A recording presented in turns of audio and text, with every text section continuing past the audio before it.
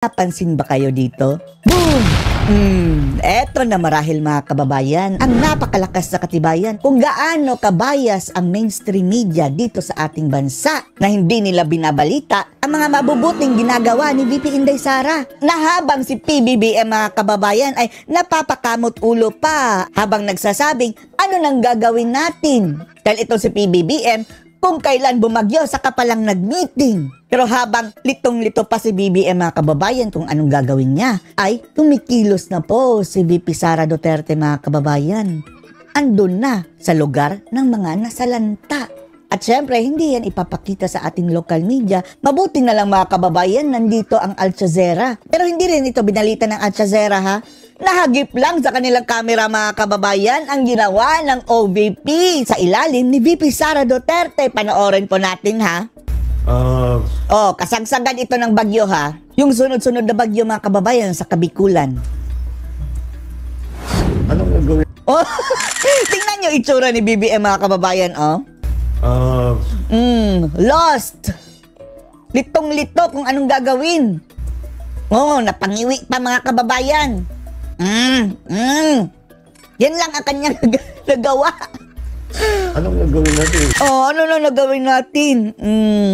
Habang nagkakamot-kamot pa si BBM sa kanyang itchines na dandruff mga kababayan, ay eto na ang nangyayari sa mga nabagyuhan.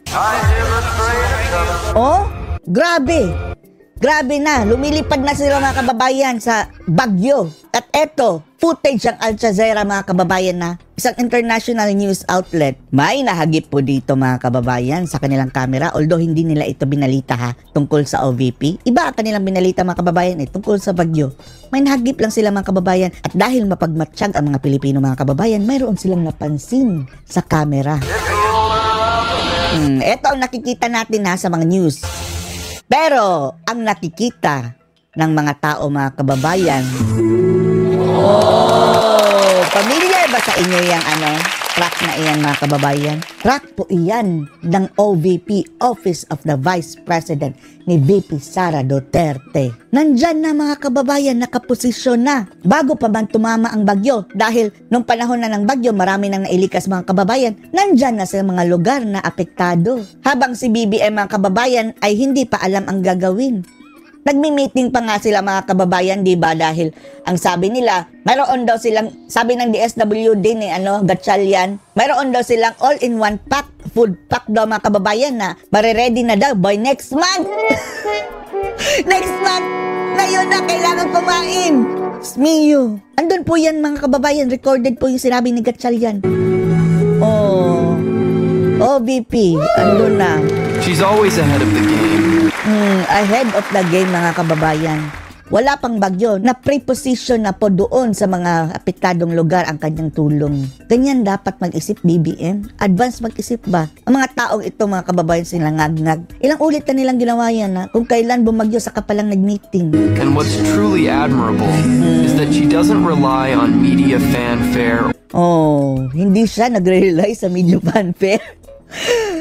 Pero kagaya nito, Leni Robredo, BBM, Tambaloslos. Nakita niyo si Tambaloslos mga kababayan na gutom na yung tao. Pinag-antay pa nila mga kababayan.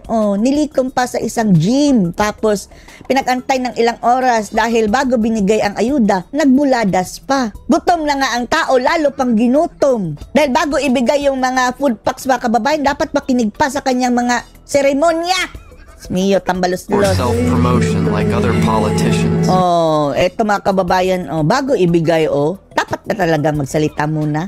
Diretso mo na lang yung bigay. Kawawa naman ang tao pag antayin mo pa. Tapos grabing camera mga kababayan, mas marami pa siguro kaysa sa mga pagbibigyan.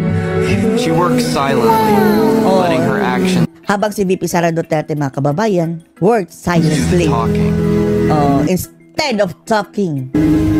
While the president was still making plans. Etong picture na ito mga kababayan, kahit walang audio, naririnig natin ang sabi ni BBM. Ano nang gagawin natin?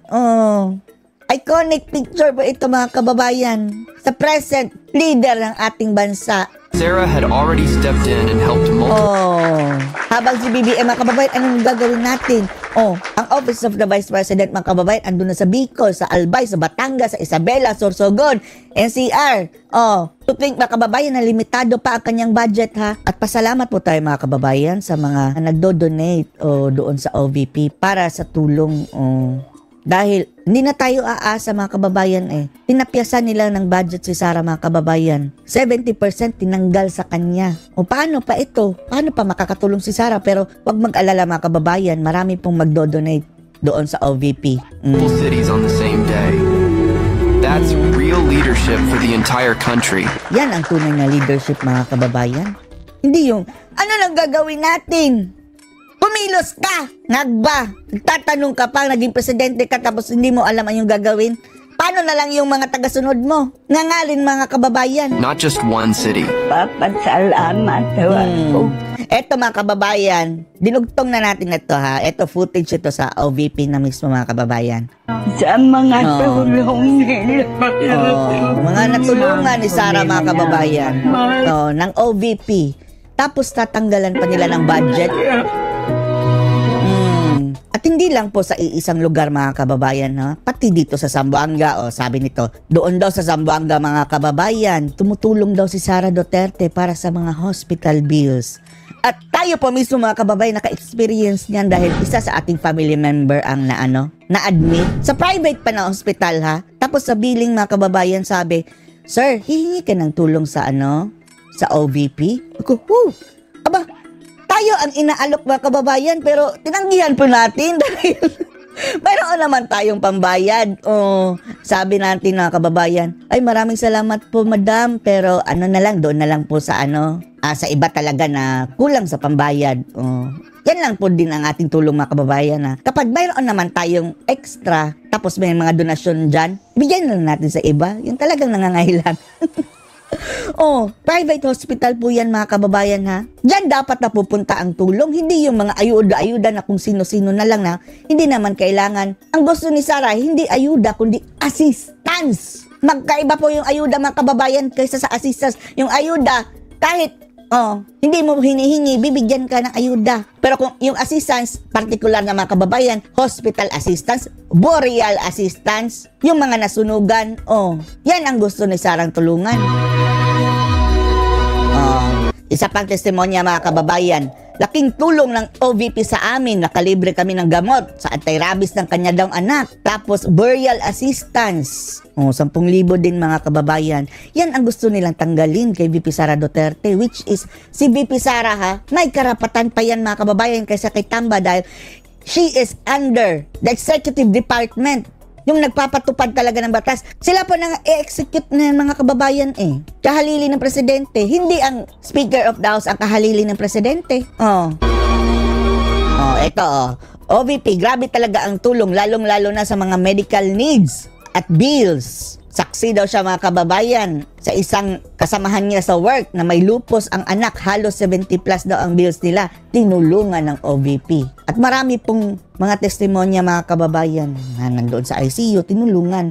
Dyan dapat ang tulong, mga kababayan, di ba? To think na limitado pa ang budget ng OVP. Lalong-lalo na ngayon, ginigipit pa nila, mga kababayan, tinapyasan. Dahil insecure si Tambaluslos, unlimited money si Tambaluslos, mga kababayan, tapos ang mga tao, wala pa rin tiwala sa kanya. At hindi lang po iyan, mga kababayan, ha. Dahil napakarami pong iba. Eto, mga kababayan, ang assistant si Sara sa mga nasalanta. Sikreto lang po, mga kababayan.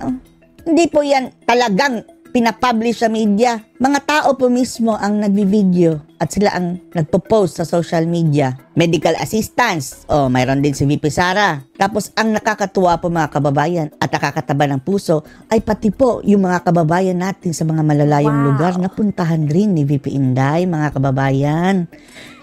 Ramdam nila ang gobyerno at ang ating serbisyo ng Vice Presidente kahit nasa malayong lugar sila. Masasabi ko sa mga katulad ninyo na alam mo yung feeling na hindi ka maaabot, yung feeling na ang layo-layo mo, tapos narinig namin si OVP po. Napuntahan sila, mga kababayan, ramdam nila na may gobyerno kahit nasa malayong lugar sila.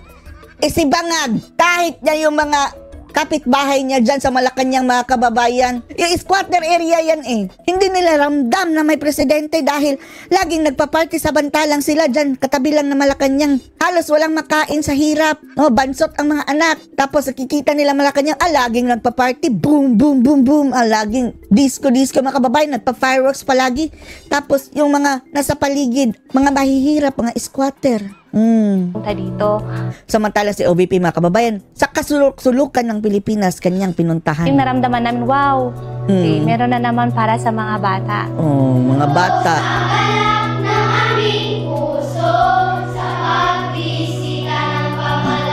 Pangulo.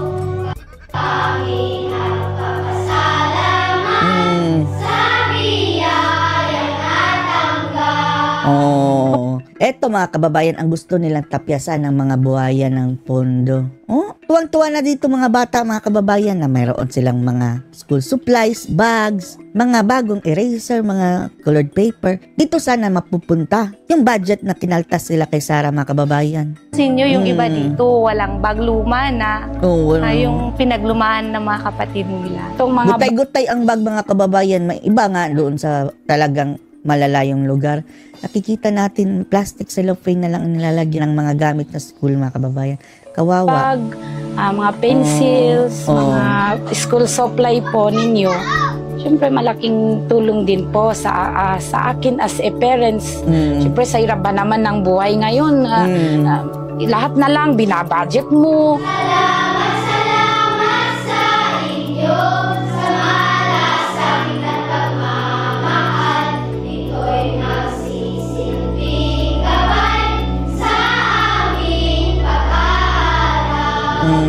Vice President pa lang nito si VP Sara Duterte, mga kababayan, na paano na lang kung magiging presidente siya, mga kababayan? Mas maraming Pilipino ang kanyang matutulungan. Kung pwede nga ha, kung pwede lang, mga kababayan, pag upo ni VP Sara Duterte, baguhin na yan sa ligang batas, unlimited na. Sana, mga kababayan, si Sara. Uunlad tayo, mga kababayan, promise.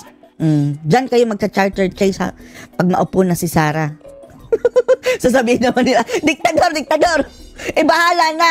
Hindi naman siya diktador talaga eh. Kagaya ng Singapore, yung kanilang leader na magaling, hindi naman yung diktador, pero siya ang pinahawak, mga kababayan. Dahil 6 years lang eh. After 6 years, mga kababayan, papalitan na naman ng ngagnag. Mio. Si Sara na habang buhay sana.